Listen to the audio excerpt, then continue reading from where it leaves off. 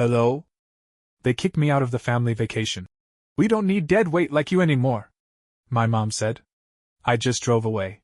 That night, everyone called me when they saw It was supposed to be a bonding trip, one last family vacation before everything changed, as my mom liked to put it.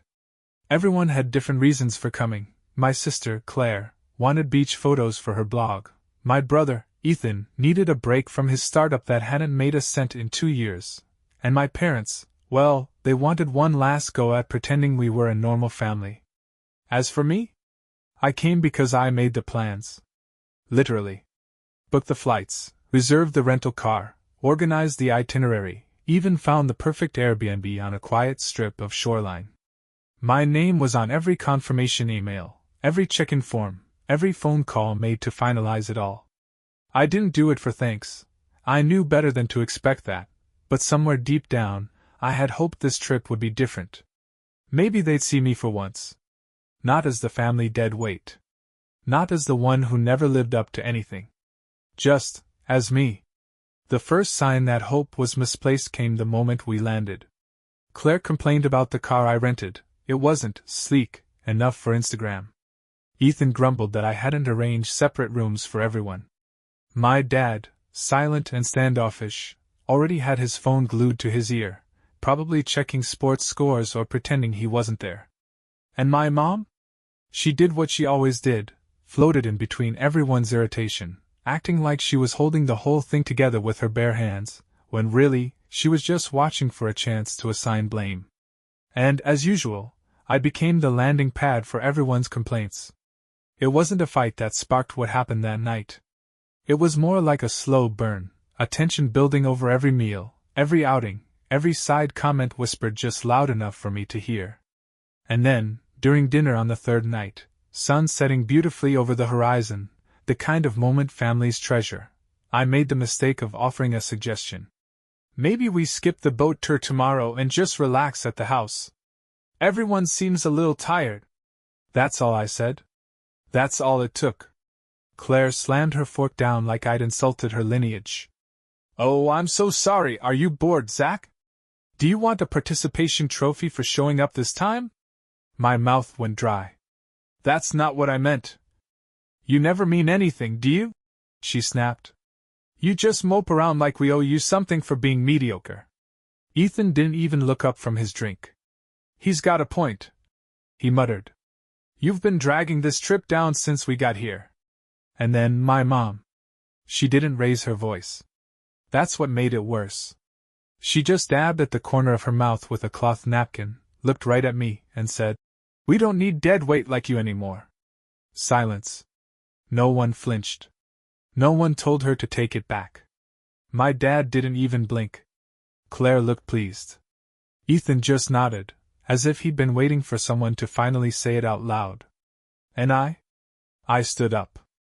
Pushed my chair in. Picked up my jacket. Didn't say a word. I walked out the front door, the same one I had unlocked for them 3 nights ago, and didn't look back.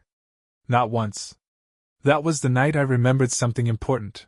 I'd booked the rental car in my name. And all the flights. And the backup hotel. And every single plan they thought they were relying on. I didn't even pack a bag. I just got into the car, turned the key, and drove off into the dark. I didn't have a destination. Just one rule: keep going until the noise in my head gave way to peace. The farther I drove, the quieter it got, not just the road, but in my mind. No more Claire's passive-aggressive sighs, no more Ethan's smug silence, no more of my mom's razor-sharp pity disguised as concern. Just the low hum of the engine, the dark stretch of highway, and the occasional thump of my heart in my chest. I didn't know exactly where I was going until I saw a wooden sign illuminated by the car's high beams. Crescent Pines Inn, Lakeside Lodging, vacancy. It looked like something out of a postcard, the kind people in my family would mock for being too off the grid. It was perfect. The clerk at the front desk didn't ask questions. Just handed me a key to cabin 3, took my card, and gave a polite smile. I probably looked half feral at that point, sunburned, hollow-eyed, wearing a shirt with dried pasta sauce from dinner. But she didn't flinch. That was the first kindness I'd felt in days. Inside, the cabin was simple. A queen bed with creaky wooden posts, a little gas fireplace, and a back door that opened straight onto a view of the lake. The moonlight spilled silver across the water, and for the first time in a long while, I didn't feel like a burden just for existing. I took off my shoes, sat on the edge of the bed, and let myself breathe. That's when my phone buzzed. Once. Then twice.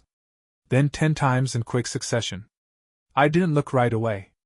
I just stared at the glowing screen on the nightstand, waiting for the avalanche. I knew who it would be. When I finally flipped it over, I wasn't disappointed. 20 missed calls. 15 new voicemails. 32 unread texts. And the names were all familiar. Claire. Ethan. Dad, even him, though I half suspected Claire had his phone. The first text was from my mother. Zachary, where did you go? We need you to come back now. Then Claire. Real mature.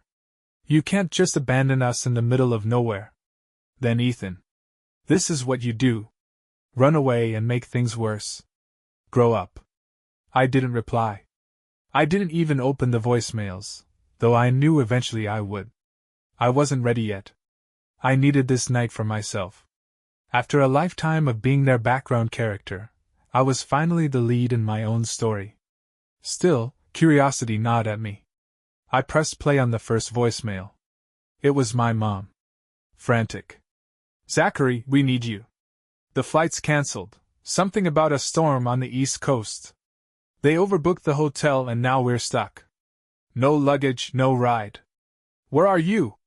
You booked everything, remember? We didn't even rent a car. There was shouting in the background, Claire's voice, shrill and panicked. Ethan yelling at someone about their status and how they should be upgraded. I smiled. Not out of spite. Out of satisfaction. It felt like the first time I'd been seen, even if only in absence. They hadn't realized it until now, but I had been holding the strings the whole time. And when they cut me loose, the whole thing unraveled. By the third voicemail, I had stopped feeling guilty. Not that I ever really felt guilty. I was too used to swallowing my feelings, to chalking everything up to. That's just how they are. But sitting on that creaky bed, wrapped in a blanket I didn't have to share with judgment or sarcasm, something inside me finally settled. It was like a muscle that had been tense for decades finally unclenched. I hit play on the next message. It was Ethan this time. His voice was lower than usual, clipped. Okay. Look. Maybe we were too harsh. But disappearing like this is childish. We're stranded at the airport. Do you have the info for the backup hotel? You were supposed to book it, right? Just send it to me so we can check in. No. I'm sorry. No. Are you okay? Just do this for us, like always. Another voicemail buzzed in before I could even finish that one. Claire. Zach, seriously?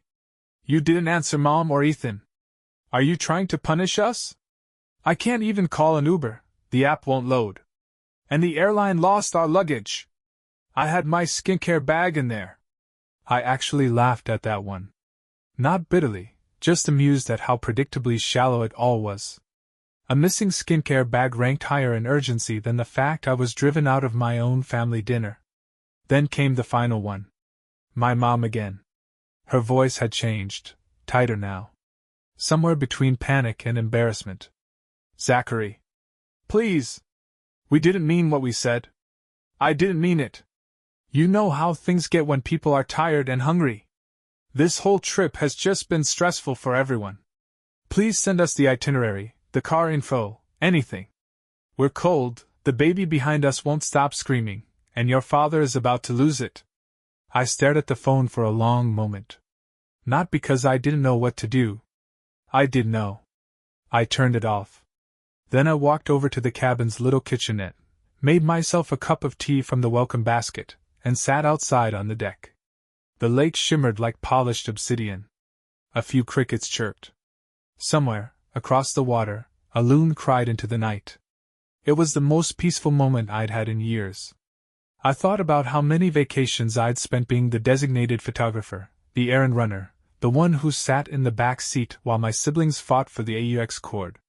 How many birthdays I'd spent getting them gifts they never remembered. How many holidays I paid for their flights home, only to have them mock my apartment or my job. And now here I was. Alone. But free. They were stuck in a terminal with no ride, no luggage, no one willing to help. And I had a lakeside cabin and a soft bed waiting for me. And the best part? They did it to themselves. By morning, my phone had 42 new notifications. I didn't check them. I didn't even turn the screen on. Instead, I walked down the short wooden path that led to the lake. The air was crisp and cool, just warm enough to be comfortable but with the kind of breeze that cleared your mind.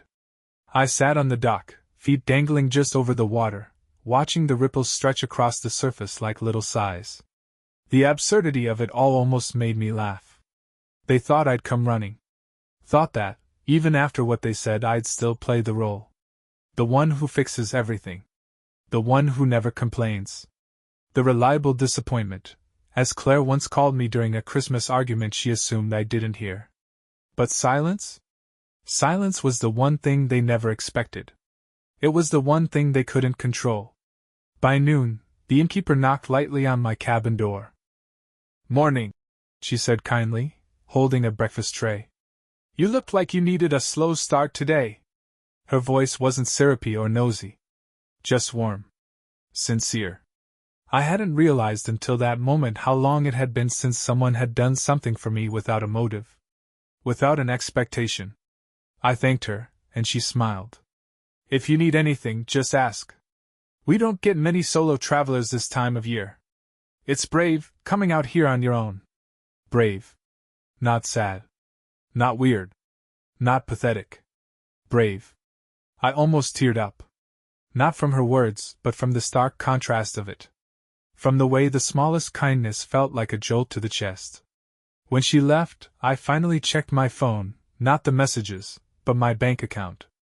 There was just enough left to cover another 2 nights. Or I could dip into the emergency fund I'd been keeping for when the family needs help. Funny how I'd never considered myself part of the family when it came to needing help. I booked 3 more nights. Then I upgraded to the lakeside suite with the fireplace and soaking tub. Just for me. No one else to plan for. No one to apologize to. Just me. That afternoon, I sat by the window with a book I hadn't had time to finish in over a year. I let the calls keep coming, each one more desperate than the last. They weren't calling to apologize. They were calling because they realized I was the glue. And the glue was done holding them together. That evening, I finally listened to one voicemail. Not out of curiosity, more like confirmation. I wanted to hear if any of them had changed their tune. It was my mom again. "Zachary, please. We're sorry, okay? We shouldn't have said what we said. But we're your family. Families mess up. Just call us. We're freezing out here. We don't know what to do." She didn't sound cruel anymore. She sounded small. Like she'd finally realized something she hadn't before, that I was never dead weight. I was the engine. And without me, nothing moved. I deleted the message. Then I closed the curtains, slid into the oversized bath, and let the silence soak in. The shift wasn't just in them. It was in me.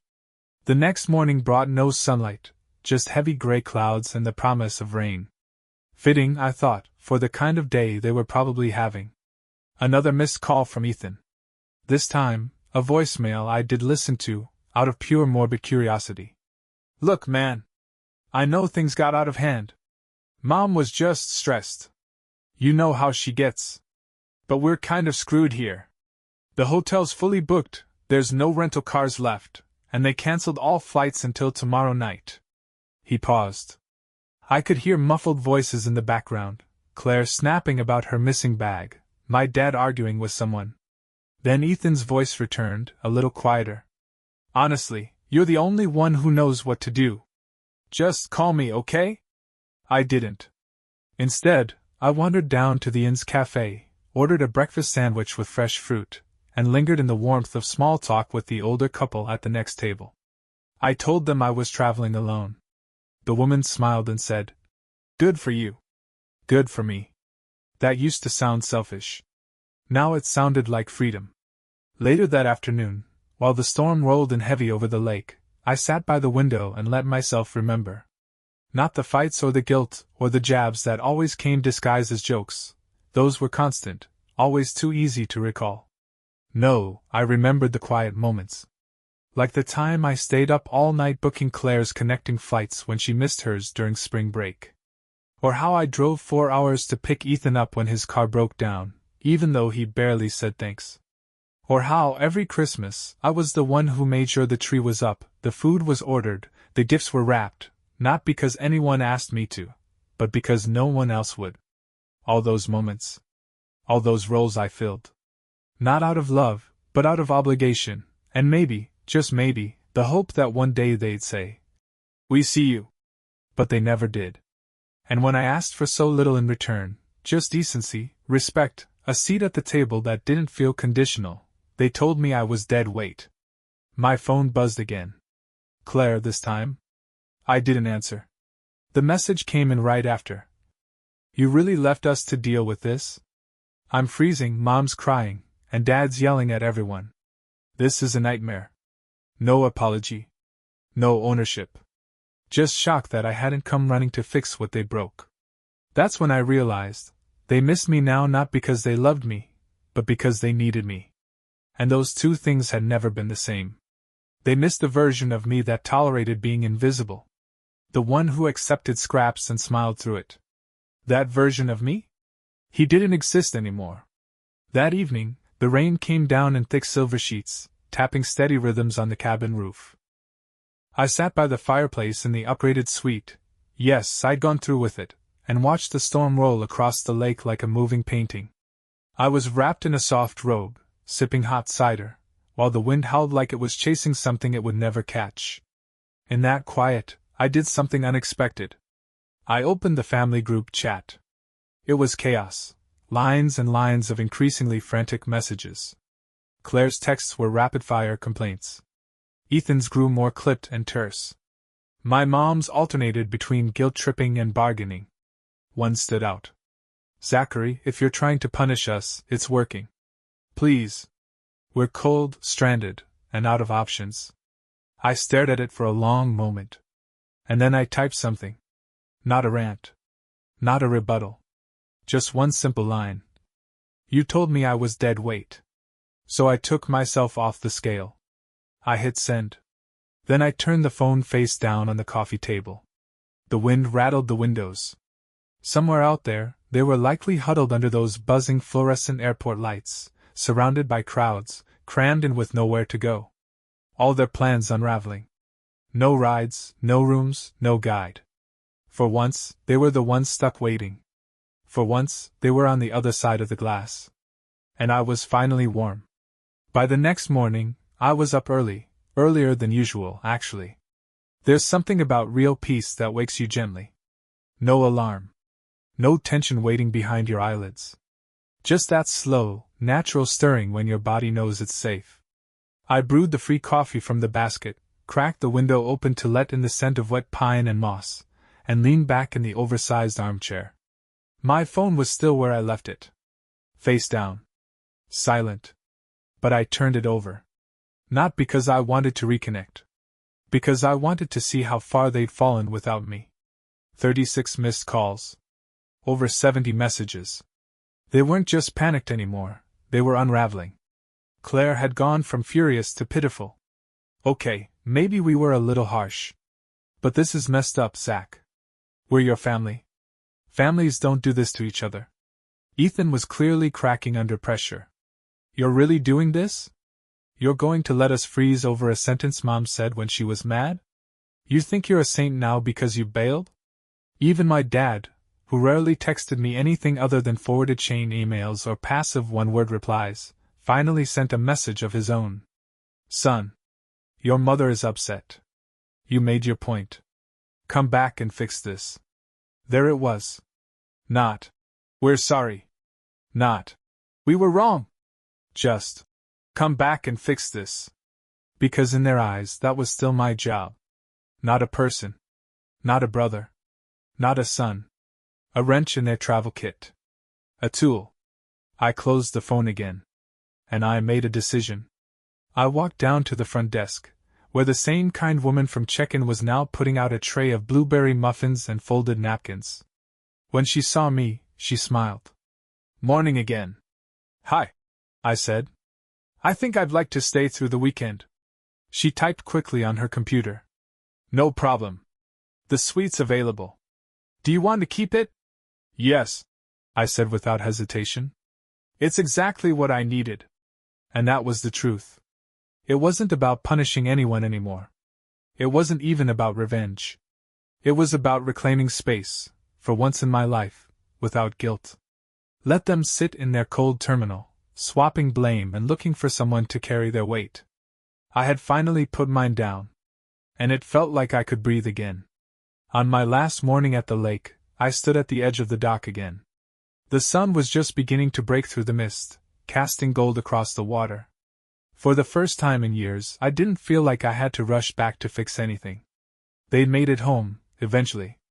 I could tell by the silence. No apology. No gratitude. Just absence. And it was perfect. Bye-bye.